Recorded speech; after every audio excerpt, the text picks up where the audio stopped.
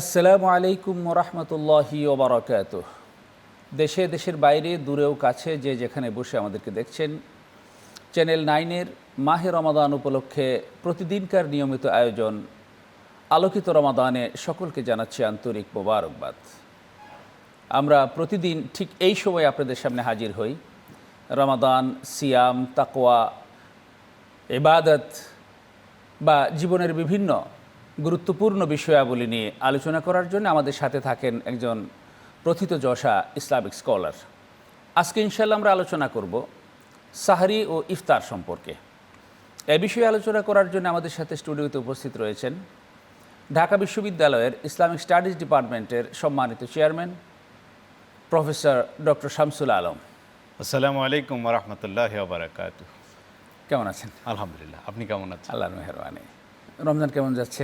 আলহামদুলিল্লাহ, আল্লাহ অনেক ভালো রেখেছেন। আল্লাহ বরকত দান করুন। তো যেমনটি শুনছেন যে আজকে আমরা আলোচনা করব সাহরি ও ইফতার সম্পর্কে। এই দুইটি মাহে রমাদানের রোজাদারদের জন্য খুব গুরুত্বপূর্ণ দুটি অনুষঙ্গ। এই দুটো বিষয় কি, কেন করতে হয়, তার বরকত কি এবং তার ব্যক্তিগত, পারিবারিক ও সামাজিক ইম্প্যাক্ট কি, এই জাতীয় বিষয়গুলো নিয়ে আমরা পর্যায়ক্রমে ইনশাআল্লাহ আলোচনা করব। শুরুতেই সাহরি সম্পর্কে যদি আপনি কিছু বলেন। জি আলহামদুলিল্লাহ, আপনাকে ধন্যবাদ, চ্যানেল 9কে ধন্যবাদ এই চমৎকার আয়োজনের জন্য। আসলে সাহারি শব্দটি আরবি, সাহারি মানে রাত জাগা। তো আমরা বাংলাদেশে অনেকে সেহেরি বলে থাকে, আসলে সেহেরি শব্দটি ভুল। সেহেরি মানে হলো জাদু এবং ইত্যাদি, ধোঁকা দেয়া।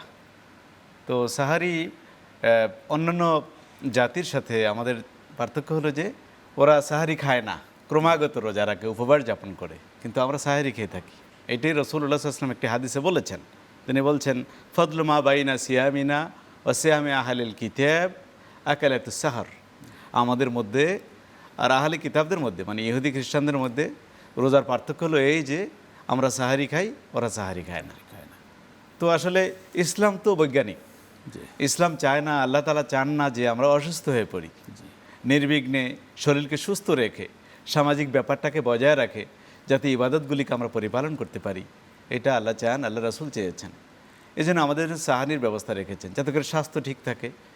আবার আপনি খেয়াল করেছেন যে আল্লাহ রাসূল সাল্লাল্লাহু আলাইহি ওয়াসাল্লাম বলেছেন যে তাসাহহারু ইন্না ফি সুহুরি বারাকাহ, তোমরা সাহারি খাও, সাহারি গ্রহণ করো, কারণ সাহারির মধ্যে বারাকাত রয়েছে। বারাকাত জিনিসটা কি? বারাকা মানে হলো প্রাচুর্য, যেটার মধ্যে সৌন্দর্য রয়েছে এবং যেটার মধ্যে কি বলবো, অল্পে অনেক প্রবৃদ্ধি, যেটা সুবিধা পাওয়া যায়। জি, তার মানে আপনি খাবেন কম, হয়তো এটা বেনিফিটটা বেশি পাওয়া যাবে, বেনিফিটটা বেশি পাবেন। অন্য সময় সকালে নাস্তা করেও দেখা যায় দুপুর হতে হতে, লাঞ্চের আগেই শরীর ক্লান্ত হয়ে যায়, লাঞ্চ একটু দিতে দেরি হলে মাথা গরম হয়ে যায়। আর সাহারি খেয়ে সন্ধ্যা পর্যন্ত 6:30 পর্যন্ত থাকলেও দেখা যায় শরীরে সেটা মোটামুটি সয়ে যায়। ঠিকই বলেছেন। এবং আপনি দেখেন কেন যেন ইফতার পর্যন্ত 14-15 ঘন্টা কোনো ধরনের পিপাসা লাগে না, জি জি, ক্ষুধা লাগে না এবং ভেঙে পড়ি না। এটা বারাকার মধ্যে পড়ে, আলহামদুলিল্লাহ। তো ঠিকই বলেছেন। এবং আপনি দেখেন সাহারি খাওয়ার জন্য আমরা গ্রামে ছোটোবেলায় দেখেছি যে মানুষরা মানুষদেরকে ডেকে জাগিয়ে দিত। এই যে একটা সামাজিক বন্ধন, এটা এখনও আছে পুরান ঢাকা সহ বিভিন্ন জায়গায়। এটা একটা সামাজিক ঐক্য। কোনো এলাকায় মসজিদে মাইকেও ডাকা হয়। তো আগে তো এত প্রচলন মাইকের ছিল না, বরং পথে নেমে অনেকে ডাকতো। হ্যাঁ, মানে বেদেও কিন্তু গ্রামে গ্রামে, পাড়ায় পাড়ায় ঘুরে, মহল্লায় মহল্লায় ঘুরে, এতে করে সামাজিক ঐক্য, বন্ধন, শৃঙ্খলা এগুলো বৃদ্ধি পায়। আর যেটা বলেছেন স্বাস্থ্য যাতে ভেঙে না যায়, আমার স্বাস্থ্য যাতে ঠিক থাকে, এই জন্য আল্লাহ রাসূল সাল্লাল্লাহু আলাইহি ওয়াসাল্লাম এই বিধান দিয়ে গেছেন যে আমরা যাতে সাহারি খাই। আর সাহারি খাওয়া একদম ভোর রাতে হলে ভালো, এটা সুন্নাত। তাতে করে শরীর ভালো থাকে। মানে শেষের দিকে হলে এটা সারাদিন এটার মানে বেনিফিটটা ভালো পাওয়া যায়। আসলে আমাদের মূল ব্যাপারটা হলো যে এই যে 1 মাসকে কাজে লাগানো এবং এটার জন্য একটা প্রস্তুতি, এবং এই প্রস্তুতি এবং এগুলো অনেকগুলো অনুষঙ্গ আছে। আপনি বলেছেন সাহারি আছে, ইফতার আছে, তারাবি আছে, কিয়ামুল লাইল আছে, মানে এটা পুরোটা একটা প্যাকেজ। পুরোটা প্যাকেজ মিলে কীভাবে আমাদের মধ্যে তাকওয়া আসতে পারে, কীভাবে আমাদের মধ্যে সংযম আসতে পারে, সবর আসতে পারে, আমরা আল্লাহর সান্নিধ্য অর্জন করতে পারি। বিদায় একটাকে আলাদা করে অনুশীলন করলে কিন্তু এটা সাধিত হবে না, কারণ সবগুলো মিলেই আমরা একটা গোলে পৌঁছতে পারবো, একটা লক্ষ্যে পৌঁছতে পারবো। তারই একটা অনুষঙ্গ হলো সাহারি। আচ্ছা, সাহারিতে আরেকটা বিষয় লক্ষণীয়, আপনি খেয়াল করেছেন কিনা, সেটা হলো যে একটা নির্দিষ্ট সময়ে সবাই ঘুম ভেঙে উঠে সবাই সাহারি খাচ্ছেন, আচ্ছা, একটা নির্দিষ্ট সময়ে সবাই খানা বন্ধ করে দিচ্ছেন, এমনকি খাবারের পাত্র সামনে থাকলেও খাবার বন্ধ করে দিচ্ছেন। এই যে সময়ানুবর্তিতা, শৃঙ্খলা এবং এই যে টাইমিংয়ের ব্যাপারটা, এটা তো সাহারি আমাদেরকে শিক্ষা দেয়। এবং মাশাআল্লাহ। এটা আমাদের বাস্তব জীবনে যদি পরবর্তী সময়ে প্রয়োগ করি, এ বিষয়ে সংক্ষেপে ঠিক যদি বলেন। বলেছেন আপনি। এমনিভাবে সাহারি আমাদেরকে বলছে যে তোমার হাতে খাদ্য, ইভেন আমাদের মুখেও যদি খাদ্য থাকে আর আজান দিয়ে ফেলে, জি, জি। আমরা কিন্তু সেটার গলদকরণ করছি না, ফেলে দিই। তার মানে আমার মহান আল্লাহকে আমি ভয় পাচ্ছি। জি, জি। এই জন্য ইসলাম প্রত্যেকটা জায়গায় একটা সীমা বেঁধে দিয়েছে যে আমি কোন পর্যন্ত যেতে পারবো, যেখানে বলবে থেমে যাও আমি সেখানে থেমে যাব। এবার দুনিয়ার জীবনে এবং দেশীয় আইনেও যেটা আমার জন্যে মানে আইনগত জি। মানে সিদ্ধ, সেই পর্যন্ত আমি গিয়ে থেমে যাব, জি, ধন্যবাদ। এটা লঙ্ঘন করব না।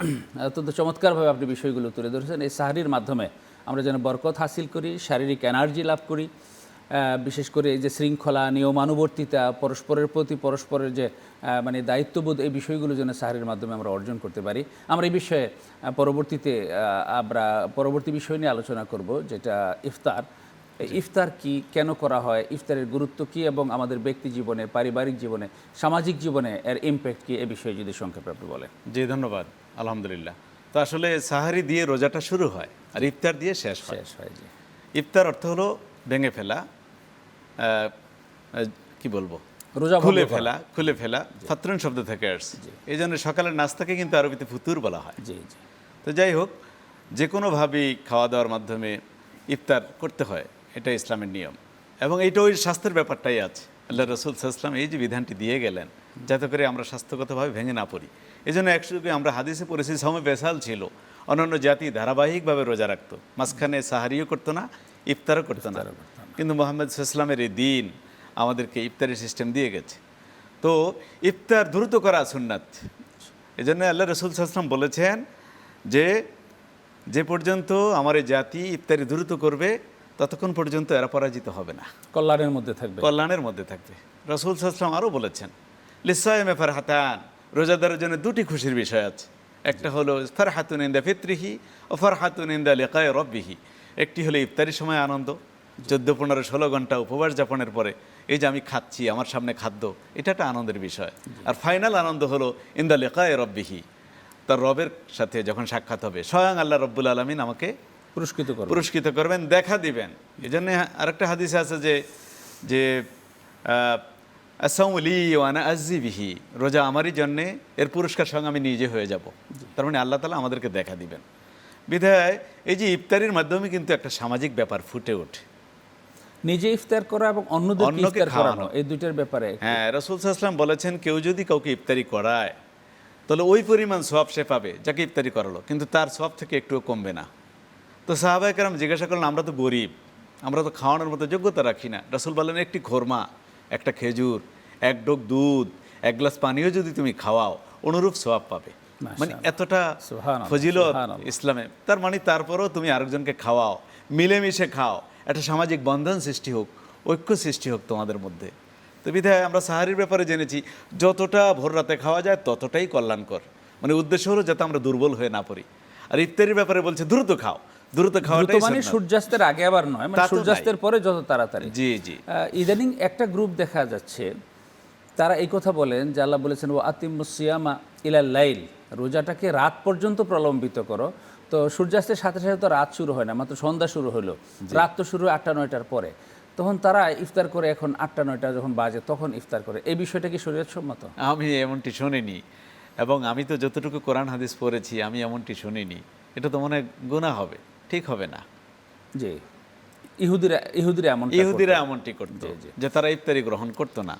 কিন্তু আমাদের ইসলাম তো বিজ্ঞানসম্মত, স্বাস্থ্যসম্মত, মানুষের শরীর যাতে ভেঙে না পড়ে। এবং আপনি তো জানেনই যে এই রমজানে আল্লাহ রসুল সাল্লাল্লাহু আলাইহি ওয়াসাল্লামের অনেকগুলো যুদ্ধ হয়েছে রোজার মধ্যে, বিদেশ শারীরিকভাবে যাতে আমরা সক্ষমতা অর্জন করি, এই ব্যাপারে ইফতারটা সূর্যাস্তের সাথে সাথে যত তাড়াতাড়ি করা যায় ততই মঙ্গল। এটাই সুন্নাত তরিকা। ধন্যবাদ, অত্যন্ত চমৎকারভাবে আপনি বিষয়গুলো তুলে ধরেছেন। আপনাকেও ধন্যবাদ। দর্শকবৃন্দ, এই ছিল আমাদের আজকের আয়োজন। আমরা মাহে রমাদানের প্রধান 2টি অনুষঙ্গ সাহরি ও ইফতার সম্পর্কে আলোচনা করেছি। আসুন আমরা সুন্না সম্মত পদ্ধতিতে সাহারি গ্রহণ করি, ইফতার গ্রহণ করি, নিজেরা ইফতার করি, অন্যদেরকে ইফতার করাই। সেই ইফতার যেন কল্যাণজনক হয়, সেই ইফতার যেন কোনো স্বার্থসিদ্ধির উপকরণ না হয়। আল্লাহ তাআলা আমাদের সিয়ামকে কবুল করুন, সাহারিকে কবুল করুন, ইফতারকে কবুল করুন। আগামী দিন ঠিক একই সময়ে অন্য কোনো একটি বিষয়ে অন্য কোনো একজন অতিথিকে সাথে নিয়ে হাজির হওয়ার প্রত্যাশায় আজকের অনুষ্ঠান এখানেই শেষ করছি। আসসালামু আলাইকুম ওয়া রাহমাতুল্লাহি ওয়া বারাকাতুহু।